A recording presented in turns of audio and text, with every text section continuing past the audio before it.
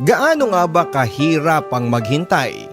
Maghintay sa pagkakataon na hindi ka sigurado kung mapapasayo ba? Minsan nga mga kabarangay, dahil sa paghihintay mo ay maiinip ka. Maiinis kaya sa bandang huli napagod ka na lamang at ayaw mo nang maghintay pa. Isa marahil ito sa mga pinakaayaw natin mga kabarangay, at yon ay ang maghintay.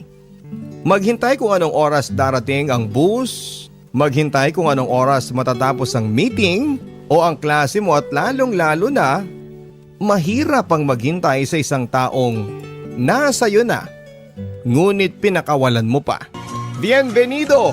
Narinig ko ang tinig ng isang nakakairitang babae. Tinawag niyang muli ang kumpletong pangalan ko na ayaw kong marinig. Bukod kasi sa napakahaba nito at wala na sa uso ang pangalan ko, kaya nga tinatako na sa isipan ko na kapag nakikipagkilala ako ay bien na lang ang itawag sa akin imbes na bienvenido. Pero bakit ba itong babaeng ito ay pilit akong tinatawag sa aking kumpletong pangalan? Hindi ko alam kung ano ang intensyon niya.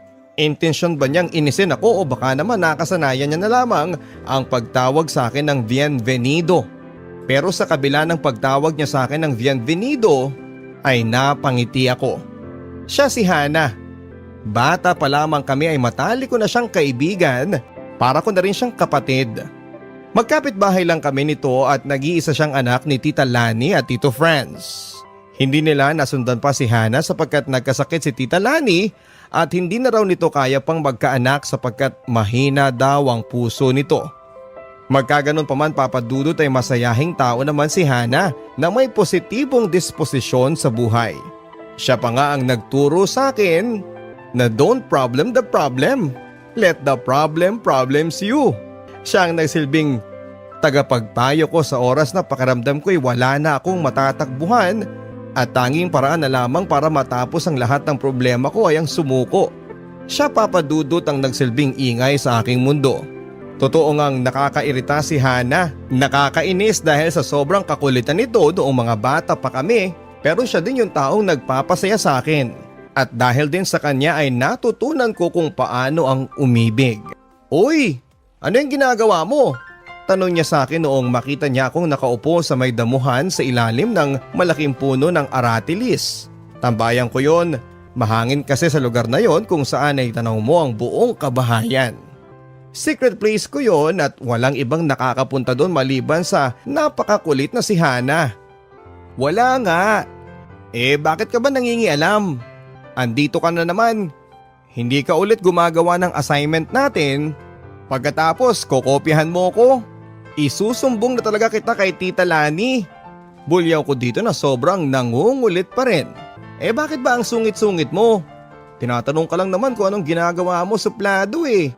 Bienvenido, kunot noo. Pangaasar pa nito. Inis na inis ako noon sa kanya.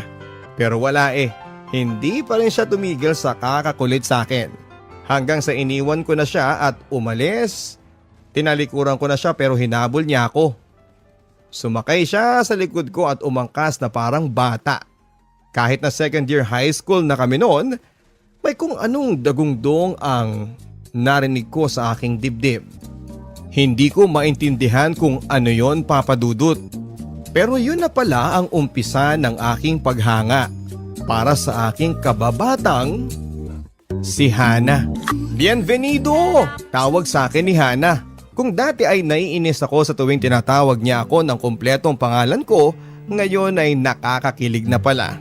Hindi ko maintindihan ang pakiramdam, papadudot. Basta ang alam ko ay gusto ko na si Hana, higit pa sa kaibigan. At dahil ayaw kong sabihin sa kanya ay tinago ko yon sa sarili ko. Wala akong ibang pinagsabihan. Ano bang iniisip mo dyan, Bienvenido? Kunot noo. Nagpapang-abot na naman ang maitim na kilay mo.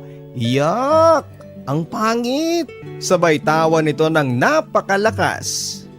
Sa mga simpleng galaw ni Hana, yung pakiramdam na wala siyang pakialam sa sasabihin ng iba, wala siyang pakialam sa kanyang itsura, kung ano ang tingin sa kanya ng ibang tao bilang babae. Napakasimple niya at yon marahil ang nakapagpabihag sa aking puso. Hindi ko alam kung kailan ko pa ito naramdaman pero ang mahalaga ngayon ay maitago ko ang nararamdaman ko para sa kanya dahil ayokong masira ang aming pagkakaibigan.